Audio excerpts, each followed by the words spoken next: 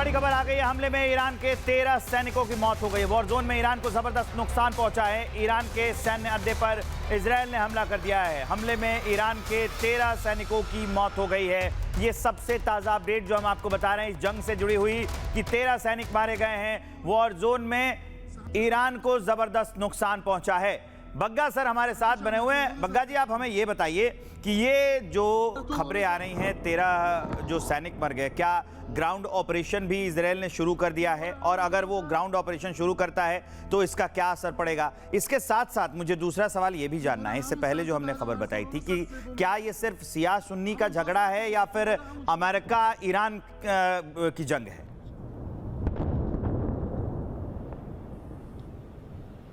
देखिए, सबसे पहला आपका जो ग्राउंड फोर्सेस जो लॉन्च इजराइल ने किया है, आपको ये जानना बहुत जरूरी है जहां पर ये फोर्सेस सबसे पहले लोग, अगर ग्राउंड फोर्सेस अगर लॉन्च होती है, जब तक कोई भी फोर्स ईरान के अंदर एंटर नहीं करती तो तब तक के लड़ाई जो चल रही है इसी प्रकार से चली।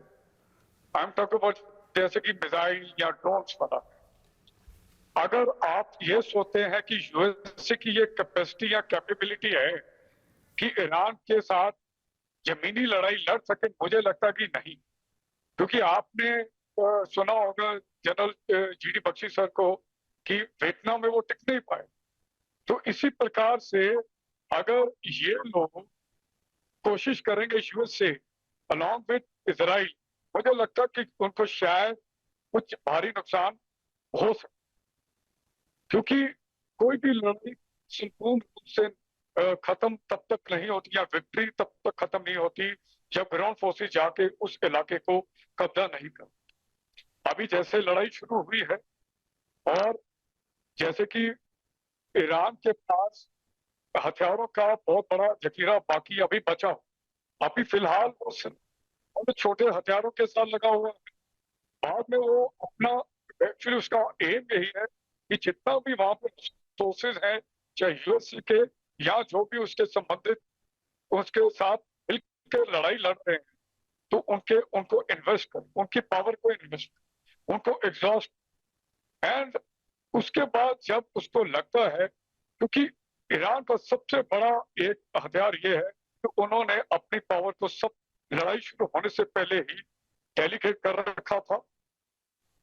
हर इलाके में, हर मैदान में उन्होंने अपने मिसाइल बेसिस को एस्टेब्लिश किया हुआ था।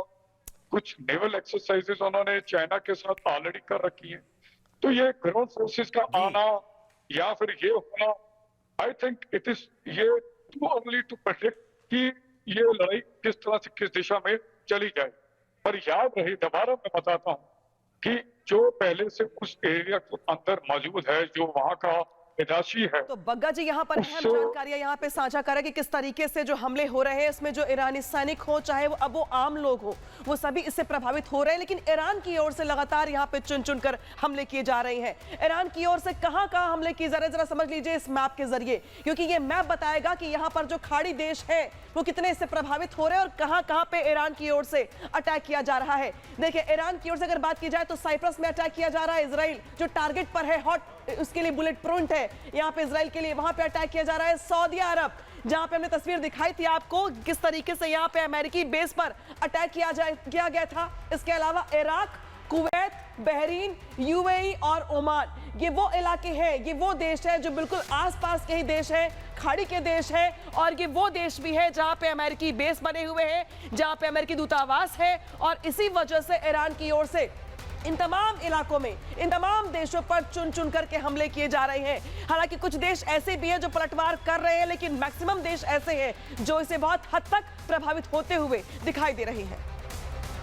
तो मैप के जरिए आपने देखा कि ईरान ने कहां कहां हमले किए हैं। आज सुबह से इजरायल और हिजबुल्लाह के बीच युद्ध हो रहा है। मिडिल ईस्ट में तनाव चरम पर पहुंच चुका है। इजरायल ने बेरूत में हिजबुल्लाह के ठिकानों पर भीषण एयर स्ट्राइक कर दी। इसके बाद वहां धमाकों की गूंज सुनाई दी है। वहीं हिजबुल्लाह ने भी इजरायल के ऊपर हमला करने का दावा कर दिया है। उस पर एक रिपोर्ट आपको दिखाते हैं।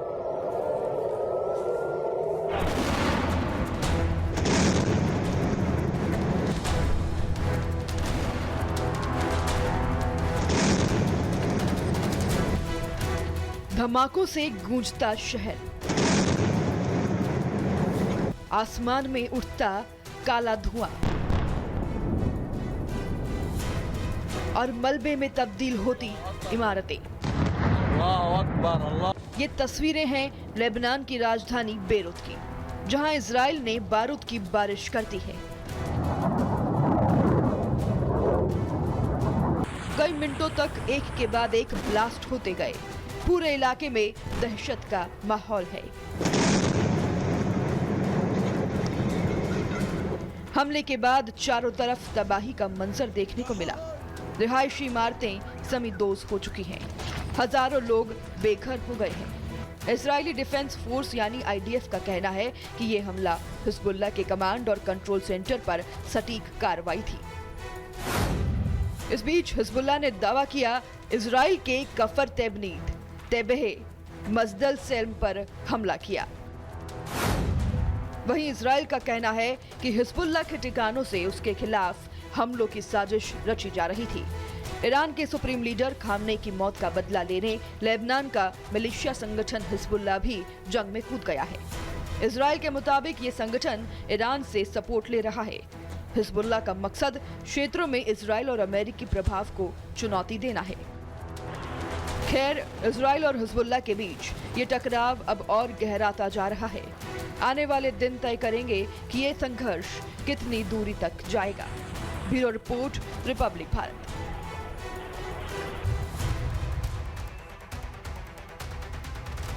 अब कुछ और जानकारी आपको देने वाला हूं। अमेरिका वर्सेस ईरान की 10 बड़ी अपडेट अब तक के जंग की बताऊंगा आपको। रियाद में अमेरिकी दूतावास पर ईरान का अटैक हो गया। ईरान के हमले में 6 अमेरिकी सैनिकों की मौत हो गई। बॉडी बैग्स अमेरिका के। अमेरिका ने ईरान के 11 जहाज खाड़ी में डुबो दिए। 11 जहाज, सोचिए, अमेरिका के। ईरान पर अभी सबसे बड़ा हमला बाकी है, ये ट्रंप कह रहे हैं। होर्मुज स्ट्रेट से गुजरने वाले शिप तबाह होंगे, ये ईरान कह रहा है। और ऐसे ही ये लड़ाई चलते जा रही है। ईरान के 1250 से ज्यादा ठिकानों पर अटैक किया गया। जॉर्डन में अमेरिकी बेस पर ईरान ने बड़ा हमला कर दिया। उसके बाद हमले में घायल खामेनेई की पत्नी, उनकी भी मौत हो गई। इजरायली हमले में लेबनान में 52 लोगों की मौत हो गई। फ्रांस ने परमाणु हथियार बढ़ाने के आदेश भी इसी युद्ध में दे दिए हैं। अलग अलग वॉर फ्रंट खुलता जा रहा है, आप सोचिए, और ऐसे ही ये जंग आगे बढ़ती जा रही है। तो सऊदी अरब की जब हम बात करते हैं यहाँ पे, तो सऊदी अरब में रास तनूरा ऑयल रिफाइनरी पर हमले के बाद की सैटेलाइट जो तस्वीरें हैं वो सामने आई हैं। सऊदी अरब ने दमयाम के पास रास तनूरा ऑयल रिफाइनरी पर जोरदार हमले करने वाले ईरानी ड्रोन को रोक लिया और सावधानी के तौर पर रिफाइनरी को बंद कर दिया गया। विवेक, बिल्कुल। और वो जो रिफाइनरी बंद हुई है उसके बाद की तस्वीरें हम आपको दिखा रहे हैं। क्यों रिफाइनरी बंद हुई है आपको साफ पता चल रहा होगा। तस्वीरें देखिए ना, सिर्फ राख बची है, कालिख लगी हुई है। ये रिफाइनरी पर हमले के बाद की तस्वीर है। सऊदी में इस रिफाइनरी के हमले के बाद आप देखेंगे पूरी रिफाइनरी ध्वस्त हो चुकी है और सिर्फ वहां पर कालिख लगी हुई है। और उसके बाद अब वहां काम बंद है, रिफाइनरी बंद हो गई है। हमले के बाद ये ईरान ने हमला किया है।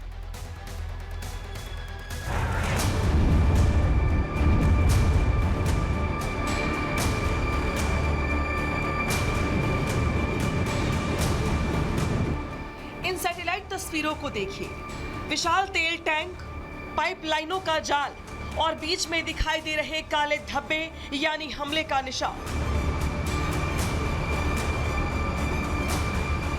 तस्वीरों में सऊदी अरब की सरकारी तेल कंपनी अरामको की रास तनूरा रिफाइनरी में तबाही साफ झलक रही है। दरअसल ईरानी ड्रोन हमले की वजह से इस रिफाइनरी में आग लग गई थी। सऊदी सरकारी मीडिया के मुताबिक ईरानी ड्रोन हमलों को इंटरसेप्ट किया गया, लेकिन एहतियातन रिफाइनरी को बंद कर दिया गया।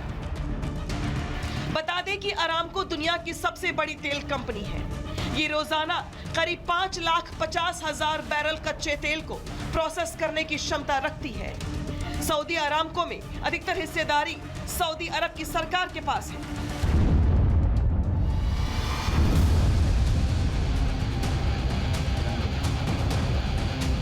मिडिल ईस्ट के एक्सपर्ट्स के मुताबिक रास तनूरा पर हमला एक बड़ा एस्केलेशन है और ये संदेश देने की कोशिश है कि खाड़ी की प्रमुख ऊर्जा संरचनाएं भी हमले की जद में हैं। निवेशकों की चिंता बढ़ गई है और बाजार में अनिश्चितता का माहौल है। कुल मिलाकर रास तनूरा पर हमला सिर्फ सऊदी अरब तक सीमित घटना नहीं है, वैश्विक ऊर्जा सुरक्षा के लिए बड़ा संकेत है। अगर तेल ढांचे पर हमले होते हैं तो पूरी दुनिया इसकी कीमत चुकाएगी। तेल सुरक्षा और जंग तीनों का समीकरण बदल रहा है। दुनिया की निगाहें अब खाड़ी क्षेत्रों पर टिकी है और आगे हालात किस दिशा में बढ़ते हैं ये देखना होगा। Bureau report, Republic Bharat. और इसी वजह से माना यह जा रहा है कि जिस तरीके से बिगड़ते हालात के बीच तेल का रुख क्या होगा, तो ये तेल जो है वो निवेशकों के लिए और पूरी दुनिया के लिए चिंता का विषय बन गया है। लेकिन किस तरीके से यहां पर हमले किए जा रहे हैं आईडीएफ, यूएसए और ईरान की तरफ से, जरा वो भी समझ लीजिए। 700 प्लस ड्रोन से पलटवार यहां पर ईरान की ओर से किया गया है। इतना ही नहीं, 1200 मिसाइल अटैक किया गया है। मिडिल ईस्ट के 500 ठिकानों को यहां पर निशाना बनाया गया। B-1 बॉम्बर से हमला किया गया।